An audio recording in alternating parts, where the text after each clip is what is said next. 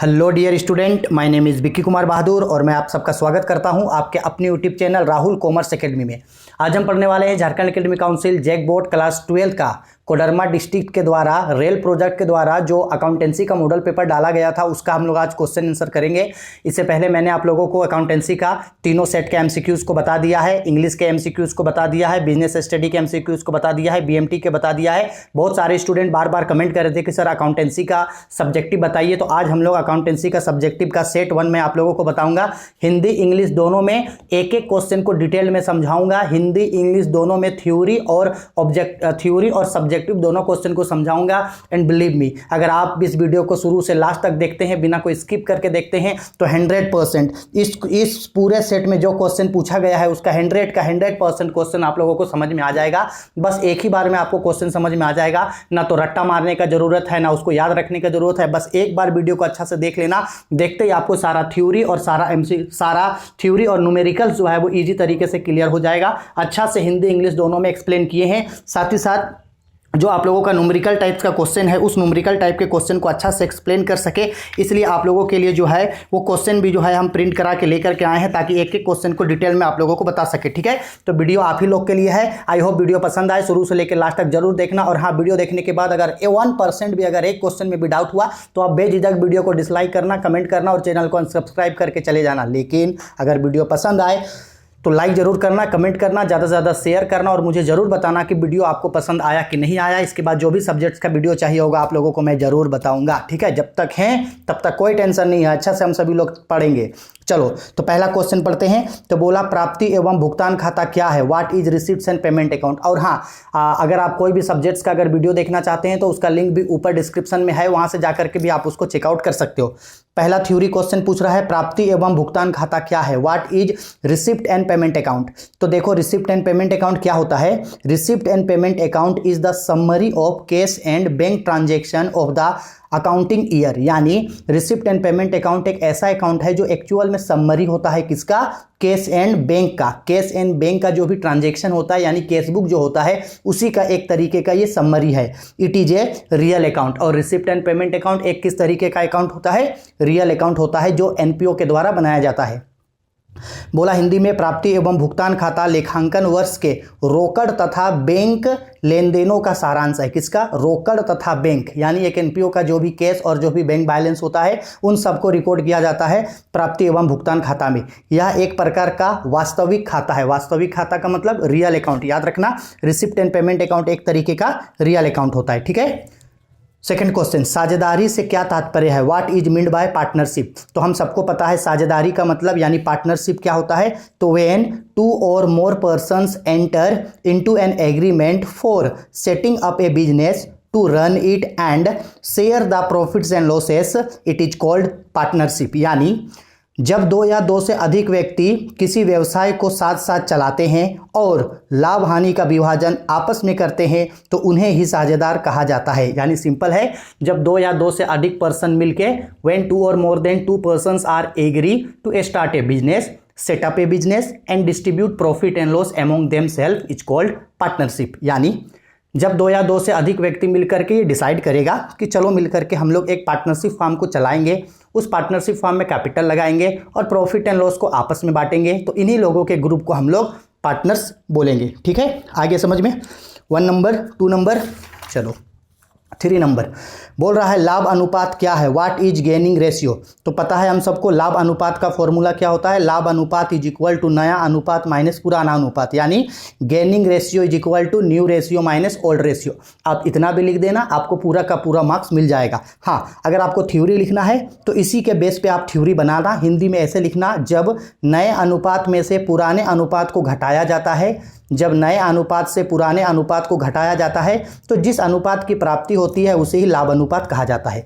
Gaining ratio क्या होता है, when old ratio is deduct from new ratio then it is known then we get gaining ratio. आप normally formula लिखना ना, उसमें आपको फुल नंबर मिल जाएगा। ठीक है, चलो थोड़ा सा इसको क्लोज लाते हैं ताकि थोड़ा सा बड़ा बड़ा दिखा सके।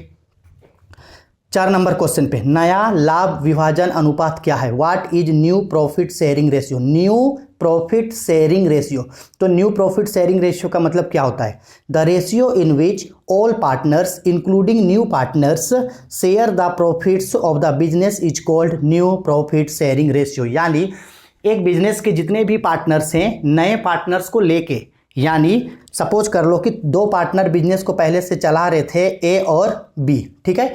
ए और बी पहले से, ए और बी मान लो ये 2 पार्टनर बिजनेस को चला रहे थे। अब एक न्यू पार्टनर सी को एडमिट किया गया, तो अब जो ए, बी और सी का जो न्यू रेशियो बनेगा, यही इन लोगों का न्यू प्रॉफिट शेयरिंग रेशियो कहलाएगा। हिंदी में बोला, किसी फार्म के सभी साझेदारों नए साझेदार सहित जिस अनुपात में लाभ का विभाजन करते हैं, नया लाभ विभाजन अनुपात कहलाता है। ठीक है, आगे समझ में। हैंडराइटिंग थोड़ा सा जल्दी में वीडियो बनाए हैं, इसलिए हैंडराइटिंग थोड़ा इधर उधर होगा, तो आप लोग मैनेज कर लेना इसको अच्छा से। ठीक है, चलो 4th क्वेश्चन हो गया। 4th के बाद आते हैं 5th नंबर क्वेश्चन। क्या बोला 5th में? P, Q and R share profits in the ratio of 4:3:2। Q retire, calculate new ratio. बोल रहा है 3 पार्टनर बिजनेस को चलाता था, कौन कौन? पी, क्यू और आर बिजनेस को चलाता था, रेशियो है 4:3:2। बोल रहा है क्यू रिटायर हो गया, तो पी, क्यू, आर में ये क्यू है, क्यू रिटायर हो गया। ठीक है, क्यू रिटायर हो गया तो पी और आर बचा है, तो पी और आर का रेशियो क्या होगा? 4:2 होगा। इसको और छोटा करेंगे तो 2:1 होगा। यही 2:1 हो गया इसका आंसर। यही 2:1 न्यू रेशियो भी होगा और यही 2:1 इन लोगों का गेनिंग रेशियो भी होगा। ठीक है, याद रखना। ठीक, क्वेश्चन नंबर 6, साझेदारों के उत्तराधिकारी का खाता कब खोला जाता है? वाट पार्टनर्स एग्जीक्यूटर अकाउंट प्रीपेड। वाट नहीं, यहाँ होना चाहिए वेन। यानी ये बोल रहा है कि पार्टनर्स एग्जीक्यूटर अकाउंट कब खोला जाता है। तो आप लोगों को पता है ना, एक चैप्टर है डेथ ऑफ ए पार्टनर। तो डेथ ऑफ ए पार्टनर में जिस पार्टनर का डेथ हो जाता है, तो उस पार्टनर का जो भी asset, capital, liability, profit and loss है, वो सारा चीज उसके नॉमिनी, उसके एग्जीक्यूटर को दे दिया जाता है। तो बेसिकली ये बोल रहा है कि एग्जीक्यूटर अकाउंट कब खोला जाता है? तो एग्जीक्यूटर अकाउंट खोला जाता है in case of death of A partner. किसी साझेदारी की मृत्यु की दशा में जो है उत्तराधिकारी खाता खोला जाता है। ठीक है, 7 नंबर, साझेदारी अधिनियम 1932 की किस धारा में हिसाब किताब निपटाने के संबंध में व्यवस्था है? Which section of Indian Partnership Act 1932 deals with the settlement of account? यानी इंडियन पार्टनरशिप एक्ट 1932 का कौन सा सेक्शन ये बोलता है कि आपको अकाउंट्स का सेटलमेंट करना है? तो ये बोलता है सेक्शन 48, यानी धारा 48 ये बोलता है कि आपको अकाउंट्स का सेटलमेंट करना पड़ेगा। ठीक है, 7 हो गया। चलो अब आते हैं क्वेश्चन नंबर 8 में। तो बेसिकली क्वेश्चन नंबर 8 जो है आपका, ये हम लोगों का न्यूमेरिकल वाला क्वेश्चन है। आओ न्यूमेरिकल वाला क्वेश्चन आपको दिखाते हैं। ये देखो क्वेश्चन नंबर 8 यहाँ है। बोला गया है calculate the amount of subscription which the treated income for the year 2024। Subscription निकालने बोला। अब सब्सक्रिप्शन निकालने का हम लोगों को फॉर्मूला पता है, क्या होता है? सबसे पहले बोल रहा है subscription receive during the year 2014 का सब्सक्रिप्शन है 80,000। ठीक, अब ध्यान से ये रखना यार, यहाँ 2014 और 2013 दिया है, 2013 और 2014 दिया है। तो हमको पता है कि इन 2013 और 14 में 2014 जो है वो हम लोगों के लिए करेंट ईयर होगा। कौन सा ईयर होगा? Current year. और 2013 जो है वो हम लोगों के लिए ओपनिंग ईयर होगा। ये तो हम सबको पता है कि पहले 13 आएगा तो ओपनिंग ईयर, फिर 14 बाद में आएगा तो क्लोजिंग ईयर। ठीक है, इसके बाद दिया है आउटस्टैंडिंग सब्सक्रिप्शन 2013 का, यानी 2013 मतलब opening outstanding subscription received in advance 2013 यानी एडवांस सब्सक्रिप्शन 6,000 का, आउटस्टैंडिंग सब्सक्रिप्शन 2014 यानी क्लोजिंग का 12,000।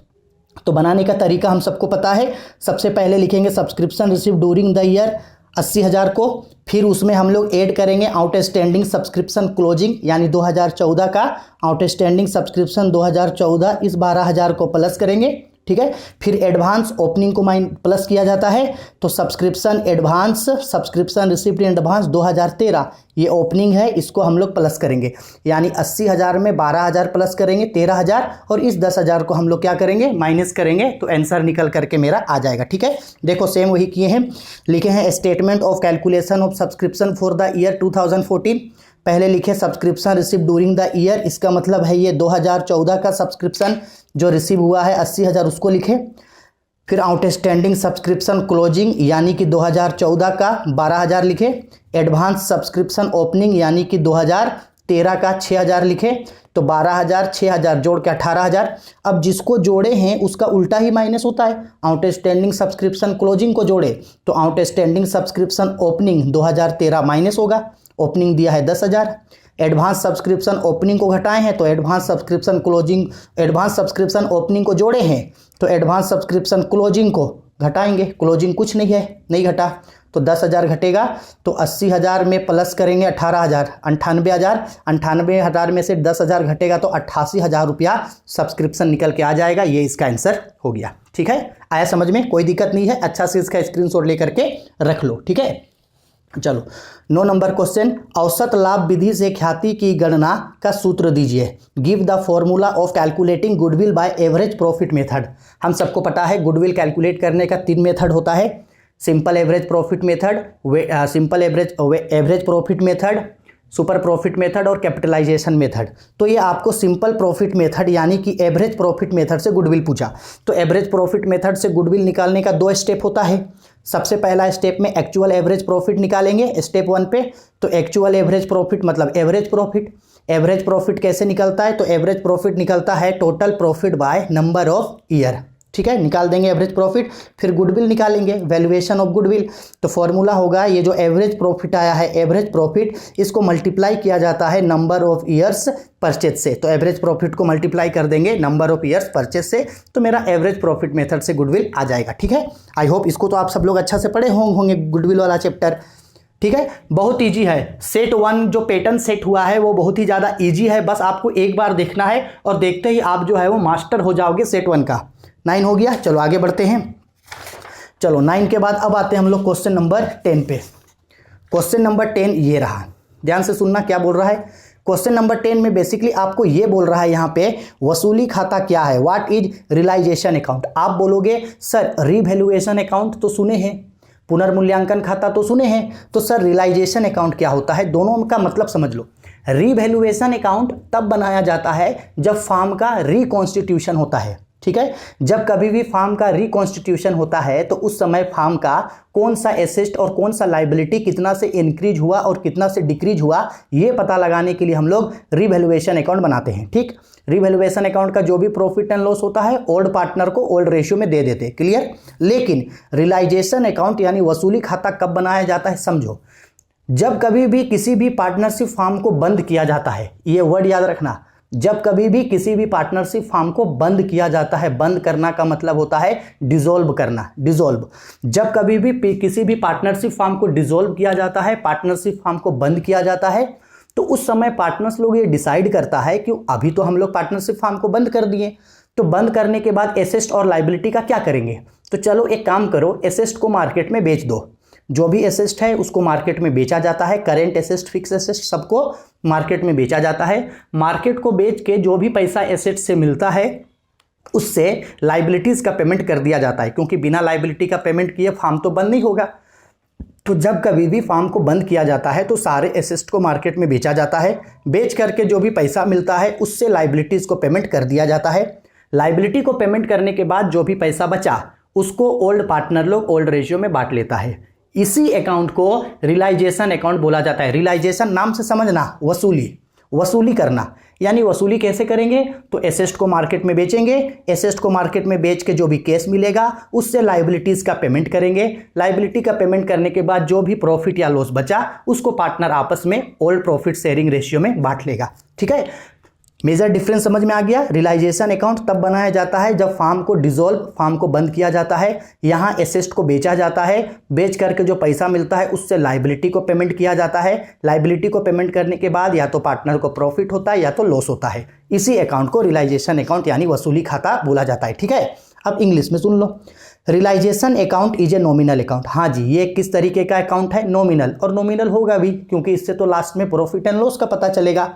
It is prepared at the time of dissolution of partnership firm. इसको कब बनाया जाता है, पार्टनरशिप फार्म के डिसोल्यूशन के समय, यानी पार्टनरशिप फार्म को जब बंद किया जाता है तब बनाया जाता है। इट इज प्रिपेयर्ड, थोड़ा स्पेलिंग देख लेना, थोड़ा मैनेज कर लेना। It is prepared to find out profit और loss on realisation of asset and payment of liability. इस अकाउंट को बनाने से एसेट को बेच के लाइबिलिटी को पेमेंट करके जो प्रॉफिट एंड लॉस हुआ है उसका पता चलेगा। द प्रॉफिट और loss is transfer to the partners in their profit sharing ratio. अब चाहे प्रॉफिट आए चाहे लॉस आए, वो पार्टनर्स के बीच प्रॉफिट शेयरिंग रेशियो में दे दिया जाता है। ठीक है। हिंदी में वसूली खाता एक नाम मात्र खाता यानी अवास्तविक खाता है। इसका निर्माण साझेदारी फार्म के समापन यानी विघटन के समय किया जाता है। समापन या विघटन का मतलब होता है जब फार्म बंद होता है। ठीक है। इससे संपत्तियों की वसूली एवं दायित्वों के भुगतान से हुए लाभ हानि का पता चलता है। इससे इसके लाभ हानि को साझेदारों के बीच उनके लाभ प्राप्ति अनुपात में बांट दिया जाता है। ठीक है। आगे समझ में कोई दिक्कत नहीं है। ठीक है। 10 के बाद आते हैं 11 नंबर पे। 11 नंबर पे बोल रहा है व्हाट इज स्टैट्यूटरी कंपनी, वैधानिक कंपनी क्या है। तो ध्यान से समझ लो स्टैट्यूटरी कंपनी क्या होता है।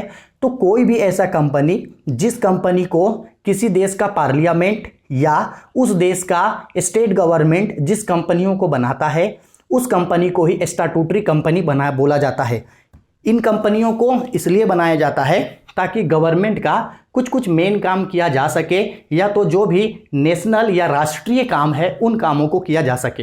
ध्यान से समझना, फिर से बोल रहे हैं कि ऐसा कंपनी जिसको किसी भी देश का पार्लियामेंट या किसी भी देश का स्टेट गवर्नमेंट जिस कंपनी को बनाता है वैसे कंपनी को ही हम लोग स्टैट्यूटरी कंपनी कहते हैं। यानी किसी भी देश के विधानसभा या किसी भी देश का जो संसद होता है उसके द्वारा जिन कंपनियों को बनाया जाता है उसे ही वैधानिक कंपनी कहा जाता है। ठीक है। इंग्लिश में सुनो, a company which is established under a specific act of the legislature और पार्लियामेंट, लेजिस्लेचर और parliament is called a statutory company. The special act by which a company is created state the objective and powers of such company। यानी इन कंपनियों को start करने का जो power होता है वो स्टेट गवर्नमेंट के पास होता है। जैसे RBI हो गया, LIC हो गया, इसी तरीके का और भी काफ़ी सारा कंपनी है जो एक स्टैट्यूटरी कंपनी है। हिंदी में बोला, जब किसी देश की संसद अथवा राज्य के विधानसभा के विशेष अधिनियम द्वारा किसी कंपनी की स्थापना होती है तो उसे ही वैधानिक कंपनी कहा जाता है। इसकी स्थापना राष्ट्रीय महत्व का कोई व्यवसाय करने के लिए किया जाता है। राष्ट्रीय महत्व है इसका। ठीक है। जैसे RBI हो गया, LIC हो गया, तो ये सब जो कंपनी है यही स्टैट्यूटरी कंपनी होता है। ठीक है। 11 नंबर भी समझ में आ गया। चलो आओ 11 के बाद आते हैं क्वेश्चन नंबर 12 में। ये रहा हम लोगों का क्वेश्चन नंबर 12। क्वेश्चन नंबर 12 पे बोल रहा है ऋण पत्र कितने प्रकार के होते हैं, what are the kinds of debenture. तो देखो टाइप्स ऑफ डिवेंचर में देखो डिवेंचर्स को बेसिकली 5 कैटेगरी में बांटा गया। पहला on the basis of record, दूसरा on the basis of security, तीसरा on the basis of redemption, चौथा on the basis of convertibility और पांचवा on the basis of coupon rate. और इन सब में दो गो आता है। तो रिकॉर्ड के बेस पे भी 2 डिवेंचर होता है, रजिस्टर्ड डिवेंचर और बिरियर डिवेंचर। सिक्योरिटी के बेस पे भी 2 डिवेंचर, सिक्योर्ड डिवेंचर और अनसिक्योर्ड डिवेंचर। रिडम्पशन के बेस पे भी 2 डिवेंचर, रिडीम्बल डिवेंचर और इरिडीम्बल डिवेंचर। कन्वर्टेबिलिटी के बेस पे भी 2 debenture, convertible debenture, non convertible debenture. Coupon rate के बेस पे भी 2 debenture, specific coupon rate debenture और जीरो कूपन रेट डिवेंचर। ठीक है। अच्छा से इसका स्क्रीनशॉट लो और इसको बस याद कर लेना, इससे ज़्यादा जरूरी नहीं होगा ये। चलो हिंदी में सेम इसी चीज़ को इस तरीके से ना बता के हम इस तरीके से बता दिए। ऋण पत्र को बेसिकली कितना कैटेगरी में बांटा गया, थोड़ा सा ऊपर करते हैं। तो ऋण पत्र को बेसिकली जो है वो 5 कैटेगरी में बांट दिया। एक अभिलेख के आधार पे रजिस्टर्ड ऋण पत्र और वाहक ऋण पत्र, सुरक्षा के आधार पे रक्षित यानी सुरक्षित ऋण पत्र, असुरक्षित ऋण पत्र, शोधन के आधार पर शोध्य ऋण पत्र, अशोध्य ऋण पत्र, परिवर्तनशीलता के आधार पर परिवर्तनीय ऋण पत्र, अपरिवर्तनीय ऋण पत्र। इसके बाद आपका कूपन दर के आधार पे निश्चित कूपन दर और जीरो कूपन दर। ठीक है। आगे समझ में, इसका भी स्क्रीनशॉट ले लो हिंदी वाले लोग और अच्छा से लिख लेना। ठीक है। चलो 12 नंबर भी हो गया। अब आते हैं क्वेश्चन नंबर 13 पे। Oh my God, question number 13 हम क्यों छोड़ दिए। अच्छा ठीक है, क्वेश्चन नंबर 13 को नेक्स्ट वीडियो में हम आप लोगों को बता देंगे। ठीक है। 13 नंबर, 13 के बाद आते हैं 14 नंबर पे। थोड़ा सा अब इसको जूम इन कर लेते हैं थोड़ा सा। चलो आओ, क्या बोल रहा है जी 14 नंबर पे, गैर चालू दायित्व से क्या आशय है। इसका 2 गो एग्जाम्पल भी पूछा है। What is meant by non current liability. तो बच्चा हम सबको पता है नॉन करेंट लाइबिलिटी क्या होता है। लाइबिलिटी 2 तरीके का होता है, करेंट लाइबिलिटी और नॉन करेंट लाइबिलिटी। तो नॉन करेंट लाइबिलिटी ऐसा लाइबिलिटी होता है जिसका पेमेंट 1 साल के बाद यानी लंबे समय के बाद किया जाता है। करंट लाइबिलिटी ऐसा लाइबिलिटी है जिसका पेमेंट 1 साल के अंदर करेंगे। नॉन करंट लाइबिलिटी ऐसा लाइबिलिटी होता है जिसका पेमेंट 1 साल के बाद करेंगे। आ रहा है समझ में। तो यहां बोला जाता है दीर्घकालीन या अस्थायी या गैर चालू दायित्व से आशय ऐसे दायित्वों से होता है जिसका भुगतान एक लंबी अवधि के पश्चात किया जाता है, यानी कम से कम 1 साल के बाद इसका पेमेंट किया जाता है। जिस लाइबिलिटी का पेमेंट 1 साल के बाद करेंगे ऐसे लाइबिलिटी को नॉन करेंट लाइबिलिटी कहेंगे, जैसे ऋण पत्र, दीर्घकालीन ऋण आदि। इंग्लिश में बोला लॉन्ग टर्म लाइबिलिटी और फिक्स लाइबिलिटी और non current liabilities are those liabilities which are repayment after a long period of time. Non current liabilities are different from current liabilities. Example debenture, long term loans, provisions etcetera. ये सब liability जो होता है ये मेरे लिए क्या होता है, बेसिकली ये मेरे लिए नॉन करेंट लाइबिलिटी होता है। ठीक है, चलो आओ, अब हो गया हम लोगों का 14 नंबर। अब आते हैं क्वेश्चन नंबर 15 पे। ठीक है, आओ क्वेश्चन नंबर 15 पे आते हैं। थोड़ा सा इसको एडजस्ट करते हैं ताकि आप लोगों को अच्छा से समझ में आ जाए। आओ 15 नंबर क्वेश्चन पे बोल रहा है आय व्यय खाता एवं लाभ हानि खाते में अंतर बताइए। State different between income and expenditure account and profit and loss. एक इंपॉर्टेंट डिफरेंस पूछ सकता है रिसिप्ट एंड पेमेंट अकाउंट और इनकम एंड एक्सपेंडिचर अकाउंट में, लेकिन receipt and payment account, income and expenditure account ये नहीं बोला, ये बोल रहा है इनकम एंड एक्सपेंडिचर और प्रॉफिट एंड लॉस। तो आओ देखते हैं। तो देखो आप सबको पता है, एक बात बता देते हैं, इनकम एंड एक्सपेंडिचर अकाउंट ऐसा अकाउंट होता है जो एनपीओ बनाता है। ठीक है, इनकम एंड एक्सपेंडिचर अकाउंट ऐसा अकाउंट है जो एनपीओ बनाता है। प्रॉफिट एंड लॉस अकाउंट ऐसा अकाउंट होता है जो कोई भी कंपनी बनाता है। ठीक है, इनकम एंड एक्सपेंडिचर अकाउंट जो है वो रिसिप्ट एंड पेमेंट अकाउंट को देख के बनाया जाता है, यानी पहले रिसिप्ट एंड पेमेंट अकाउंट बनेगा फिर उसको देख के इनकम एंड एक्सपेंडिचर बनेगा। जबकि प्रॉफिट एंड लॉस अकाउंट जो है वो ट्रायल बैलेंस को देख के बनाया जाता है। याद है ना, क्लास 11th में आप लोग फाइनल अकाउंट पढ़े थे। पहले जर्नल बनाया जाता है, फिर लेजर, उसके बाद ट्रायल बैलेंस। ट्रायल बैलेंस को देख के trading and profit and loss account बनता है। तो प्रॉफिट एंड लॉस अकाउंट जो है बनता है। इस इनकम एंड एक्सपेंडिचर अकाउंट बनाने का मतलब होता है कि आपको सरप्लस या डिफिसिएट का पता लगाना है, और इनकम एंड एक्सपेंडिचर अकाउंट बताया जाता है नेट प्रॉफिट या नेट लॉस के लिए। तो देखो वही बोला, जब कभी भी आपको डिफरेंसेस पूछेगा तो आप उसको टेबल में ही एक्सप्लेन करोगे। बोला serial number basis income and expenditure profit and loss. तो पहला बेसिस ये prepaid by income and expenditure कौन बनाता है, तो बोला it is prepaid by non trading concern, यानी कोई भी एनपीओ, नॉन ट्रेडिंग कंसर्न। और प्रॉफिट एंड लॉस अकाउंट कौन बनाता है, it is prepaid by trading concern, यानी कोई कंपनी बनाता है। ऑब्जेक्टिव क्यों बनाया जाता है, तो it is prepaid for finding surplus और डिफिशिएट। सरप्लस या डिफिशिएट के लिए इनकम एंड एक्सपेंडिचर अकाउंट बनता है। Profit and loss account it is prepaid for finding net profit और नेट लॉस। बेसिस क्या है, इट इज प्रिपेयर्ड, थोड़ा स्पेलिंग देख लेना, it is prepared on the basis of receipt and payment account, it is prepared on the basis of trial balance. ठीक है, आगे समझ में। ठीक है, स्क्रीनशॉट अच्छा से लिख करके पढ़ लेना, इंपॉर्टेंट है।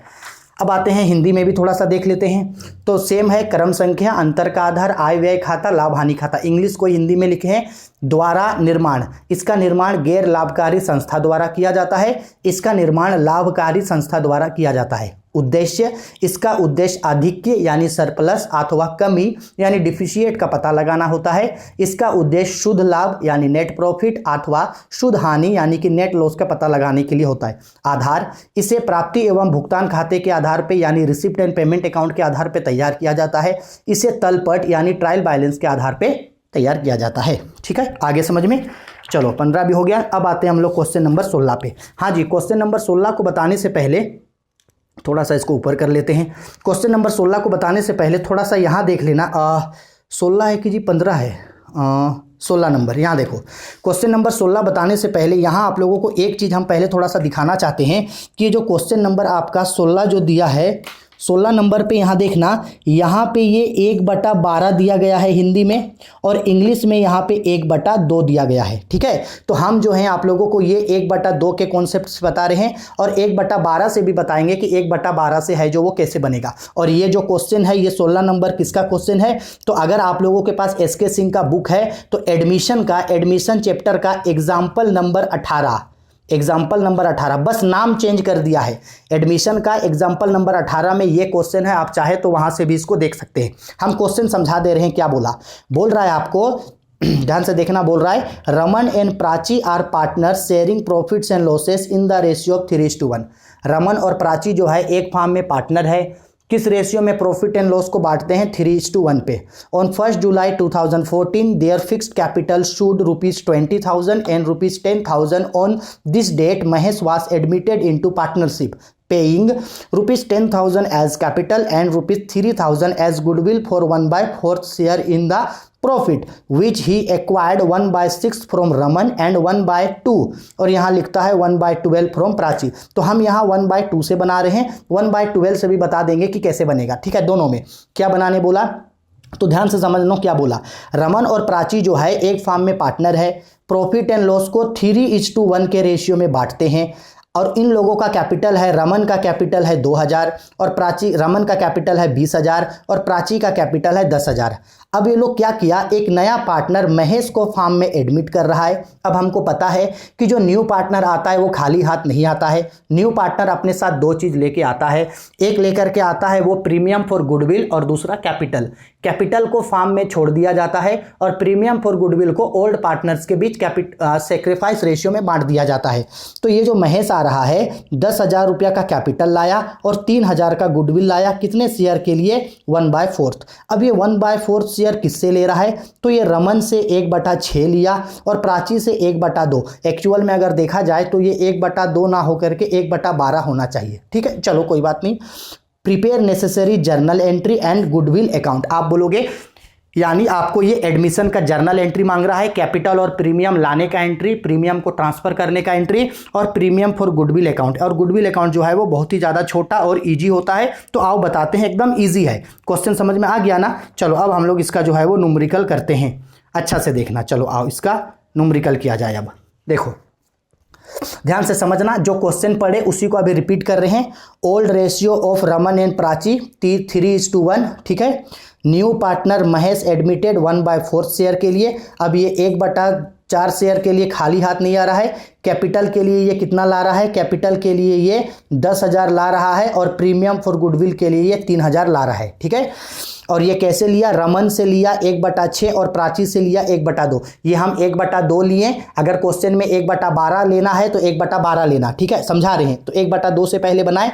तो याद रखना कि जब कभी भी कोई भी पार्टनर फार्म में एडमिट होता है और न्यू पार्टनर कोई शेयर अगर ओल्ड पार्टनर कोई शेयर अगर न्यू पार्टनर को देता है तो उसको जोड़ के देखा जाता है कि वो सेक्रीफाइस कर रहा है या सरेंडर। तो देखो बेसिकली रमन दिया था 1/6 और प्राची दी थी 1/2। ठीक है, तो ये बेसिकली मेरा 6 होता, तो 1 + 3 यानी कि ये होता 4/6, यानी होता ये 2/3 होता, और न्यू पार्टनर का शेयर 1/4, तो ये बराबर नहीं है। तो इस कंडीशन पे ये माने कि रमन इतना सरेंडर किया और प्राची इतना सरेंडर। अगर सपोज कर लो यहाँ क्या होता, 1/6 और 1/2 के जगह 1/6 + 1/12 होता, तब एलसीएम लेकर के ये 12 आ जाता। ठीक है, तो एलसीएम होता ये 2 + 1 यानी कि 3/12, यानी क्या आता ये 1/4 आता। तो ये सरेंडर नहीं, डायरेक्ट सेक्रीफाइस करता।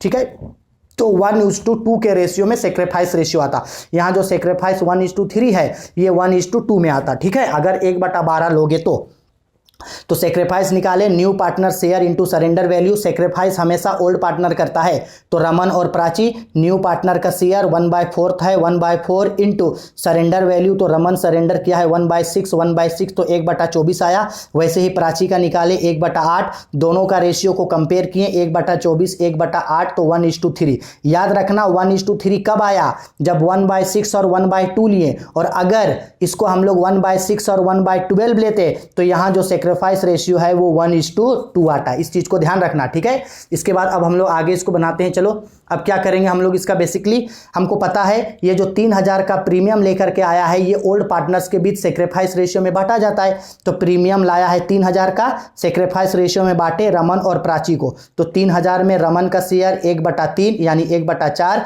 और 3000 में 3/4 1:3 में बांटे तो 750 और 2250। अगर यहाँ आप 1/12 लेते तो ये 1:2 आता, तो इसको हम लोग 1:2 में बांटते यानी 1/3 2/3, तो इसको मिलता यानी रमन को होता 1000 और प्राची का होता 2000। इसको याद रखना, ठीक है। अब हो गया। अब जर्नल एंट्री बनाएंगे तो जर्नल एंट्री नॉर्मल बनेगा, कैपिटल और प्रीमियम लाने का एंट्री और प्रीमियम को सेक्रीफाइस रेशियो में ट्रांसफर करने का एंट्री। तो चलो आओ जर्नल एंट्री बनाते हैं। डेट डाल दिए 2014 जुलाई 1। तो न्यू पार्टनर जब एडमिट होता है, कैपिटल और प्रीमियम लाता है, तो क्या जर्नल एंट्री बनता है, न्यू पार्टनर्स कैपिटल केस या bank account debit to new partners capital account to premium for goodwill account. ये लाने का एंट्री क्या बोले, केस या bank account debit to new partners capital account to premium for goodwill account. Capital premium लाने का entry और premium को तुरंत ट्रांसफर किया जाता है ओल्ड पार्टनर्स के बीच सेक्रीफाइस रेशियो में। तो जर्नल एंट्री होता है premium for goodwill account debit to old partners capital account. तो सेम जर्नल, पहले कैपिटल और प्रीमियम लाने का एंट्री, तो केस या केस के जगह बैंक भी लिख सकते थे, केस या bank account debit to new partner Ramesh है तो Ramesh capital account to premium for goodwill account.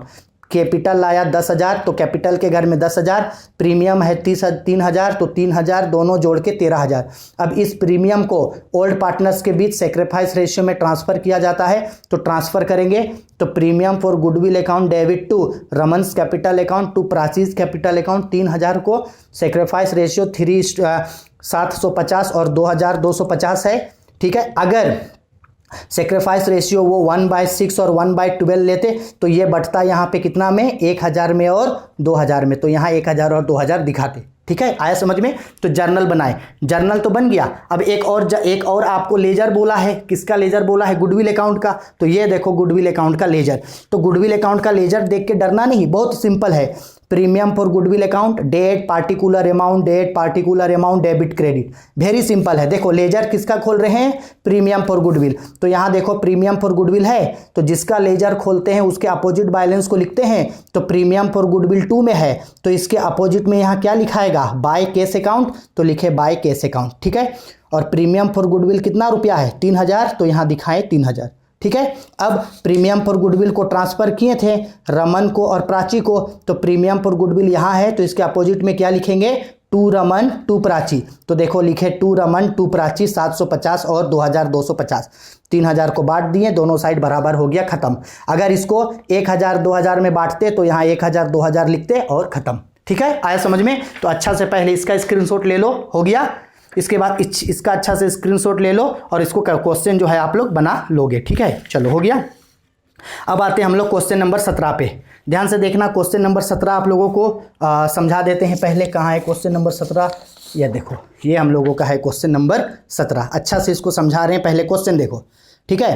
Question number 17 पे क्या बोल रहा है, a limited company with registered capital 1 lakh. एक ए लिमिटेड कंपनी है जिसके पास रजिस्टर्ड कैपिटल 1 लाख का है, divided into 10,000 share of ₹10 each, और उसका शेयर 10,000 शेयर में डिवाइड है। तो एक कंपनी के पास कितना शेयर है उससे हमको कोई मतलब नहीं होता है, हमको मतलब है कि वो कितना शेयर मार्केट में इशू किया। इशूड, देखो इशूड बोल रहा है, इशूड 4000 शेयर, 4000 शेयर इशू किया, 4000 शेयर इशू किया, ये हम लोग के लिए इंपॉर्टेंट है। अब मांगा कैसे है, ₹1 पर शेयर ऑन एप्लीकेशन, एप्लीकेशन पे 1 रुपया मांगा, ₹2 एंड अलॉटमेंट, अलॉटमेंट पे 2 रुपया मांगा, ₹3 on first call and the balance of final call. Application पे 1 रुपया, अलॉटमेंट पे 2 रुपया, फर्स्ट कॉल पे 3 रुपया और जो बचा वो फाइनल कॉल पे, यानी 10 रुपया में से जो बचेगा वो फाइनल कॉल पे। All the amounts were are duly received, you are required to give journal entries to record above transaction. सारा का सारा पैसा जो ड्यू था वो मिल गया, आपको इसका जर्नल एंट्री बनाना है, यानी किसी तरीके का कोई भी कॉल सीनियर वगैरह नहीं है। तो आओ जर्नल एंट्री बनाते हैं। तो आओ उसी चीज को एक बार वर्किंग नोट्स करके पूरा लिख दिए हैं। ए लिमिटेड इशूड किया है 4000 शेयर ए लिमिटेड इशूड किया है कितना शेयर, 4000 शेयर, जिसका फेस वैल्यू कितना है 10 ईच। एप्लीकेशन पे 1 मांगा, अलॉटमेंट पे 2, फर्स्ट कॉल पे 3 और जो बचा वो फाइनल कॉल पे। तो बताओ 10 रुपया में से अब तक कितना रुपया मांग लिया, 3 2 5 और 1 6, 10 रुपया में से 6 रुपया मांग लिया, यानी 4 रुपया मांगा है फाइनल कॉल पे। अब इसका जर्नल एंट्री, तो जर्नल एंट्री तो वेरी सिंपल है।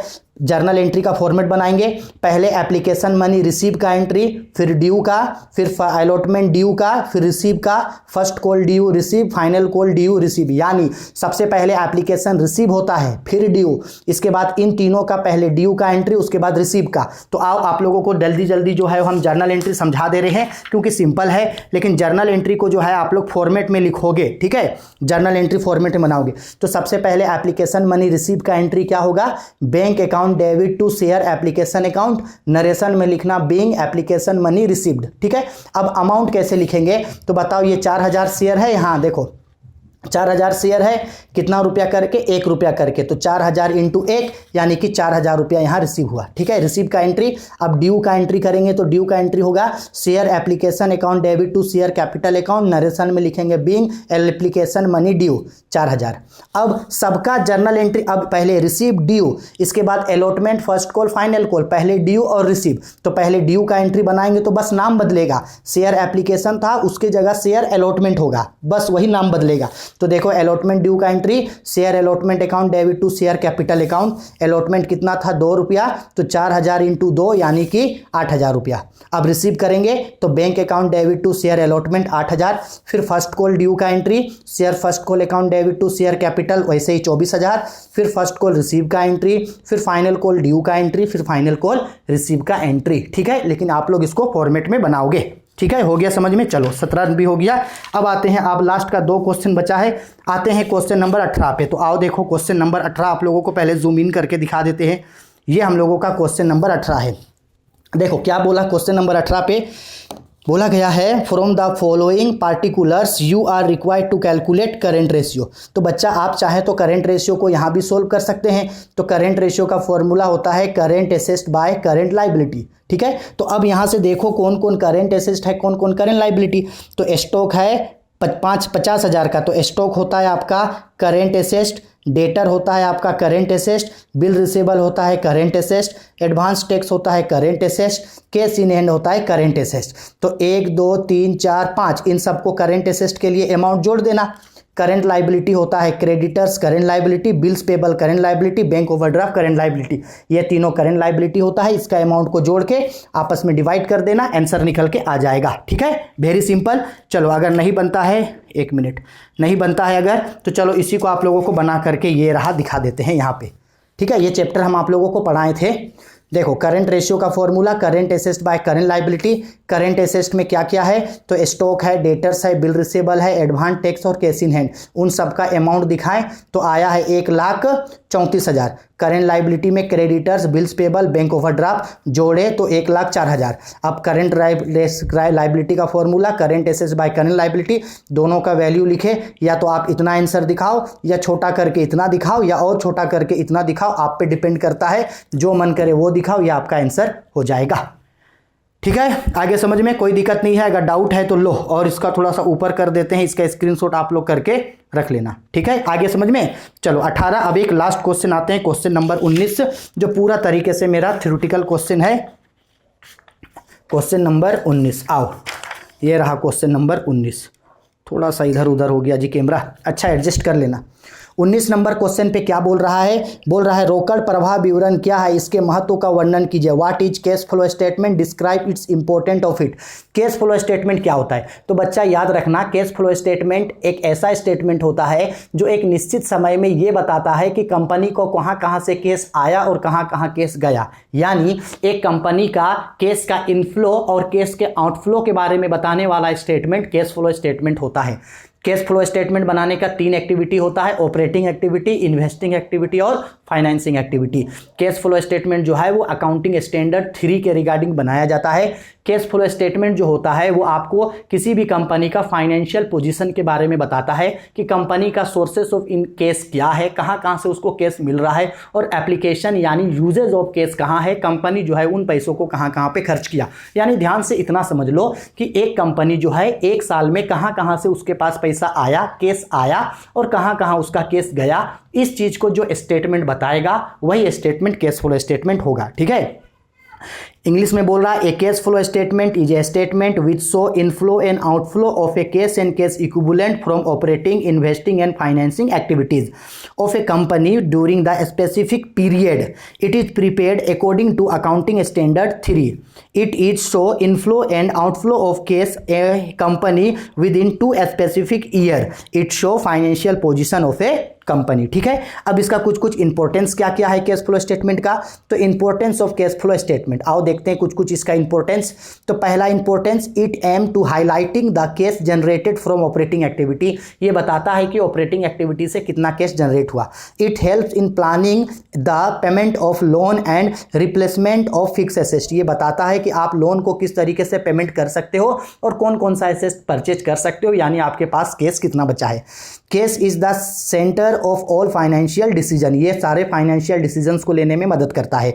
It help to ascertain the liquidity position of company. ये बताता है कि कंपनी के पास कितना लिक्विडिटी है, यानी कंपनी के पास कितना कैश है, ये बताता है। ठीक है, ठीक है, हो गया।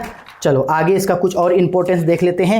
तो इसका पांचवा इंपॉर्टेंस है it's help in efficient and effective management of cash. ये बताता है कि आप कैश का जो है किस तरीके से जो है वो इफेक्टिव मैनेजमेंट कर सकते हो। It helps in payment of dividend. ये डिविडेंड का पेमेंट में मदद करता है। आपको अगर और लिखना है तो एक और पॉइंट हम आपको ऐड कर सकते हैं, आपको मन करे तो आप इसमें ऐड कर सकते हैं कि हेल्प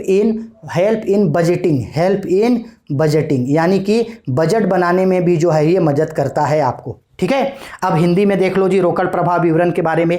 रोकड़ प्रवाह विवरण से आशय एक ऐसे विवरण से होता है जो एक दी हुई अवधि में किसी उपक्रम के रोकड़ एवं रोकड़ तुल्य के अंतर प्रवाह यानी इनफ्लो तथा प्रयोगों यानी बहिर्वाह यानी कि आउटफ्लो को दर्शाता है। यह एक ऐसा विवरण होता है जो दो अवधियों के बीच रोकड़ में हुए परिवर्तनों की व्याख्या करता है। यहाँ उन्हीं मदों को शामिल किया जाता है जो रोकड़ की प्रकृति की होती है। इसे लेखांकन मानक यानी कि लेमा 3 के अनुसार तैयार किया जाता है। अब इसके बाद आपका कैश फ्लो स्टेटमेंट का कुछ कुछ फीचर्स, रोकड़ की स्थिति की जानकारी, रोकड़ दैनिक रोकड़ प्रबंध में उपयोगी, रोकड़ बजट तैयार करने में उपयोगी, विभिन्न कार्यों से अलग अलग रोकड़ के प्रवाह ज्ञात करने में सहायक होता है।